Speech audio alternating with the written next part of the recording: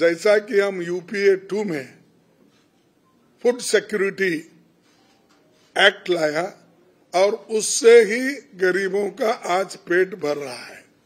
नरेगा का स्कीम लाया, उससे ही लोगों को फायदा हो रहा है। उसी के बाद राइट टू एजुकेशन हमने लाया, उसी से बच्चों को, विद्यार्थियों को फायदा हो रहा है। ऐसे कई चीजें हैं हमने किया बगैर बोले। हम कभी नहीं बोले कि हमारी ये गारंटी है इलेक्शन में, लेकिन सत्ता में आने के बाद यूपीए सरकार 1 और 2 में सब कुछ किया। इन्होंने एक काम किया कि नोटबंदी किया, और नोटबंदी होने के बावजूद भी अगर अदानी अंबानी के पास ट्रक भर भर के पैसे निकल रहे हैं, टेम्पो में अगर पैसे निकल रहे, तो ये लोग क्या कर रहे थे? नींद कर रहे थे। अपने ही लोगों के पास पैसे है, तुम खुद बोलते, फिर काला धन कैसा आया, कहां से आया? तो ये बोलते एक, करते हैं एक, इनको कोई जनता की चिंता नहीं।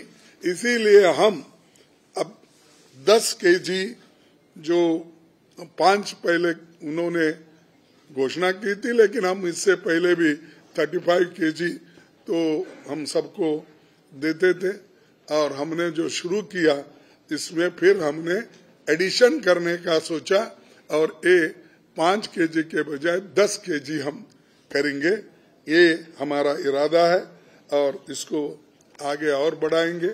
जब गठबंधन की सरकार आएगी, निश्चित रूप से ये न्याय और गारंटी को हम इम्प्लीमेंट करेंगे, और ये डेफिनेटली मैं बोलता हूं,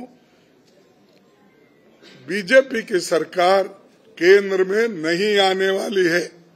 मैं ये आंकड़े के साथ आपको बताया कि ये स्टेट में तो उनका घट रहा है, ये राज्यों में भी चलेंगे, ये राज्यों में भी उनके घट रहे हैं।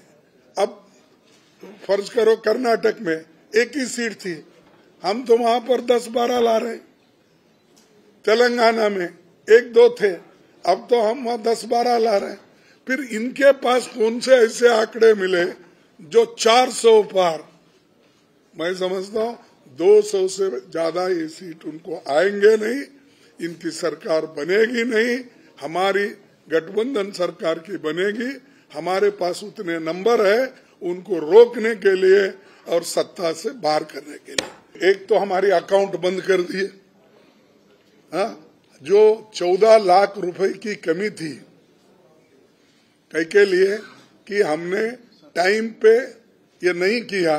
1 मिनट भाई, टाइम पे हमने रिटर्न नहीं भरा और उसमें 14 लाख नहीं दिखाए, तो उन्होंने ये कहा कि तुम 14 लाख नहीं दिखाए, इसीलिए 135 करोड़ रुपए का उन्होंने हमारे ऊपर पेनल्टी लगाया और हमारे ट्रेजरी को ताला डाल दिया, बैंक अकाउंट बंद कर दिए। तो ये लेवल प्लेइंग ग्राउंड तो नहीं है, ये तो सताने का है।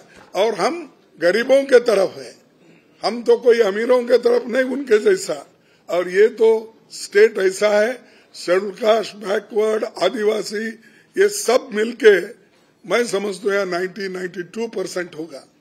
इतना बड़ी संख्या में रहते हुए भी यहाँ के लोग किस वजह से ये देते हैं मुझे मालूम नहीं, लेकिन अब तो सबको समझ गया है। डेफिनेटली हमको वो लोग मदद करेंगे, इस बार हम जरूर आएंगे।